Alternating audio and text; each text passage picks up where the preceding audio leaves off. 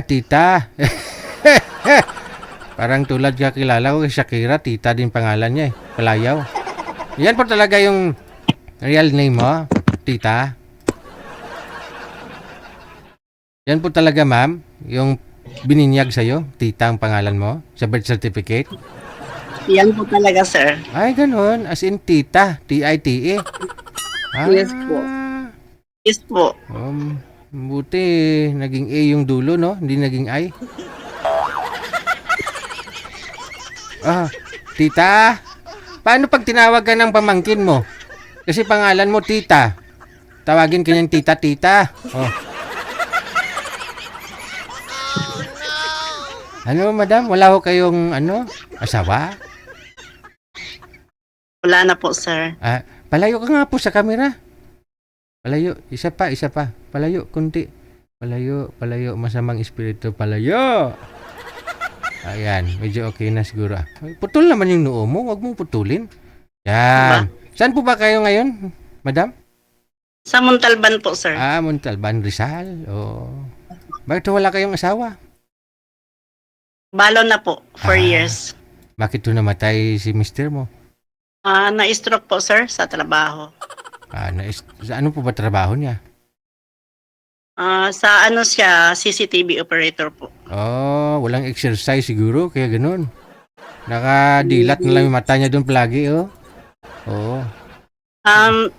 Siguro kasi nakaupo lang po lagi siya doon sa sa may CCTV sa monitor. Ganun.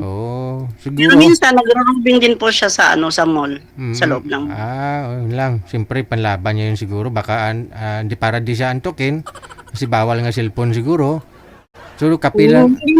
Hindi naman po, sir. Allowed naman po sila kasi nag-update siya ng Okay. 3 times a day sa Baka palagi siya umiinom ng kape para hindi siya antukin. Okay. Ayun, na-stroke, no? Malamig eh. Kasi nasa mall po pala siya. Siguro po, sir, stress din po kasi nung time na yon wala po ako dito eh. Nasa Hong Kong po ako. Kaya ganun. Ganun talaga, no? Siyempre, kung malayo kayo, LDR kayong dalawa. No? So, kapagod po yan para sa lalaki, Kapagod aray. Okay, ilan po anak? Isa lang po, sir. Ilang taon na ho anak mo ngayon? 18 years old po. Lalaki? Lalaki po. So, nung namatay ho si mister mo, umuwi ka dito sa Pilipinas, di ka na bumalik? Biglaan po kasi talaga yun, sir. Bigla din po ako umuwi noon. So, ano pong pinagkakabalahan mo ngayon? Trabaho mo dyan sa Rizal? Dati po namasukan pa ako ng yaya, pero ngayon po, nag-stop na po ako kasi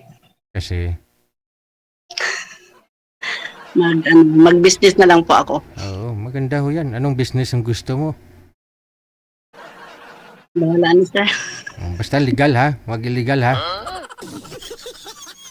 Ay, hindi po, sir, Pwede ka magtinda sa harapan ng Jollibee. Maglugaw-lugaw ka dun. Hindi po. Maraming ganun Maraming mas pinipili na lang ng tao. Minsan yung mas madali i-serve. No? Yung mura. Kaya kung ako papipiliin, so fast food o sa lugaw, lugaw na lang ako. Madali i-digest. Ano pong hanap mo sa isang lalaki? Siyempre po, yung mabait, sir. Tsaka malaki, siyempre yung kargada. Isama mo na yon, kasama na ho yan. Kargada ng bulsa ba? Dapat may pera. Kasi kung walang pera, yun talaga. Siyempre, sir, kailangan yun. Oo, kasi lahat ngayon binibili. Wala namang libre sa panahon ngayon. Bumili ka nga ng tubig pati nga tubig doon sa water jug na naka-display. Minsan, akala mo libre, may bayad piso. Oo nga.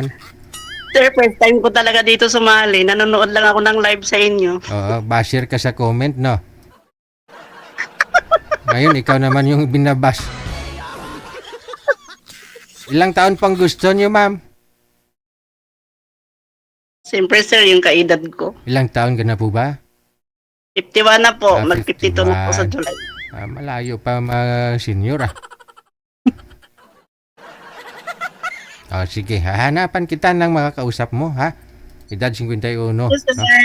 Okay, Thank you po. bye.